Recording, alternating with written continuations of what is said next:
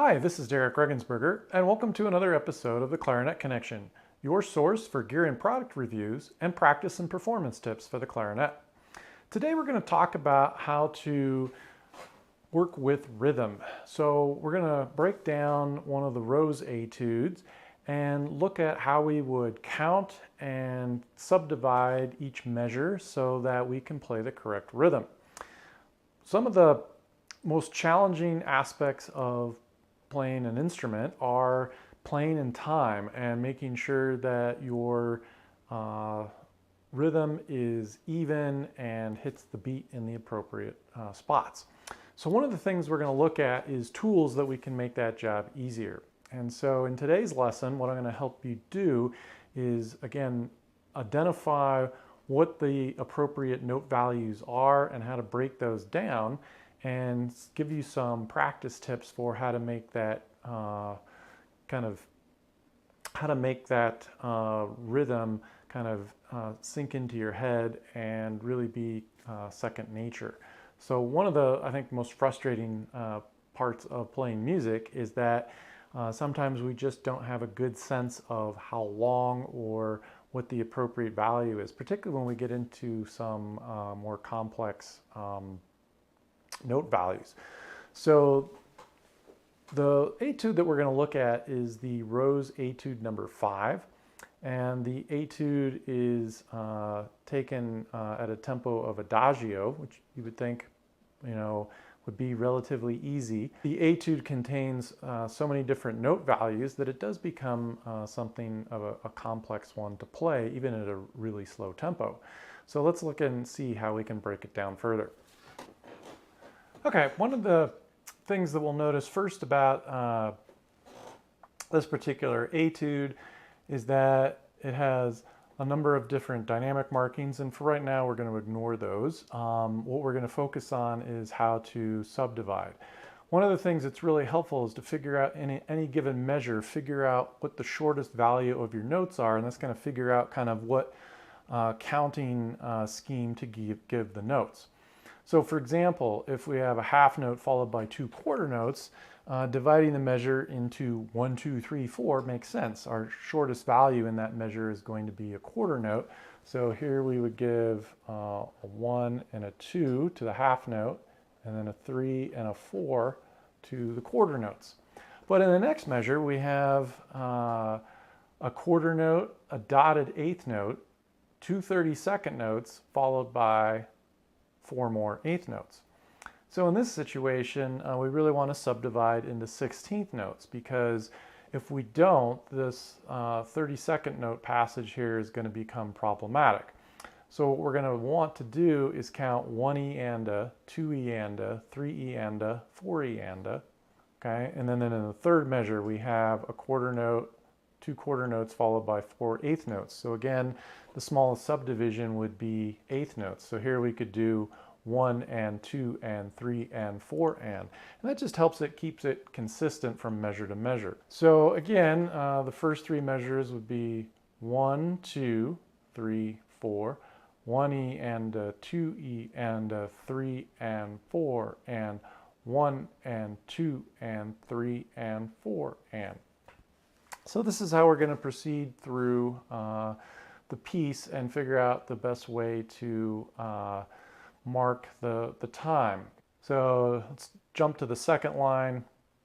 We have a quarter note followed by 4 16th notes, an eighth note, and then 6 more 16th notes. So we would start 1 E and a. So again, to get us in the habit of counting 16th notes. And then our 4 16th notes would be 2 E and a. Our 1 eighth note would be 3 E. Our next 2 16th notes would be and a. And then our last 4 would be 4 E and a. And then we'll jump over to the seventh measure, where we have a quarter note followed by a 16th note, 6 32nd notes, and then 4 eighth notes.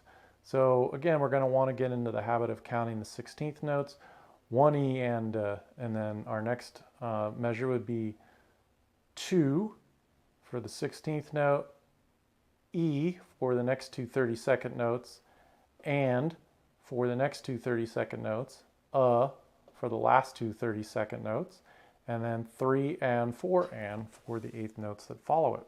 Now, when we get into some triplet patterns, remember that our triplets are going to sound different. So, for example, when we have this measure here, we have the 16th note triplets. Triplets would go in 1 triplet, 2 triplet, or 1 lolly, 2 lolly, because we have the 3 beats. When we have 16th note triplets like we have in this measure, however, we're going to want to subdivide it even more. So it'll become 1 triplet and triplet, 1, 2 triplet and triplet, 3 triplet and triplet. So that's how we're going to write those in. So here in this measure, it would be, again, we're going to want to get that pattern established before we hit the triplets. So we'll have 1 triplet, 2 triplet, and then and triplet, 3 triplet, and 4 triplet. Okay. So what we would end up writing would be 1E and a 2E and a triplet, 3 triplet, 4 triplet. Okay.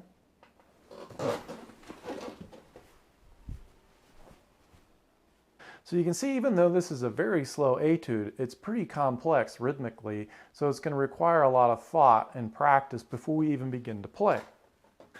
One of the things that we're going to want to do is really clap out this rhythm before we even begin to play.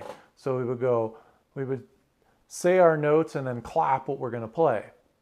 1, 2, 3, 4, 1E and a 2E and a 3 and 4 and, okay? 1E and a 2E and a 3 and 4 and 1E and a 2E and a 3 and 4 and. So this way we kind of get the rhythm in our head. Okay, and we'll jump down to measure 5. 1E and a 2E and a 3 and 4E and a 1, 2, 3, 4. 1E and a 2E and a 3E and a 4E and a 1, 2, 3, 4.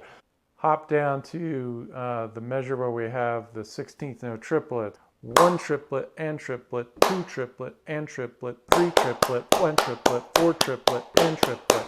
Okay, so you can see how we can get that rhythm kind of clapped in. The next thing that we're going to do is finger on the clarinet. So we're going to count, but then we're going to finger, and so instead of clapping, we're going to finger along. And so you can see that we're going to put a lot of effort into rehearsing this before we ever actually play it. And so you can see that this is really a good way to cement, again, the rhythm before you ever play it.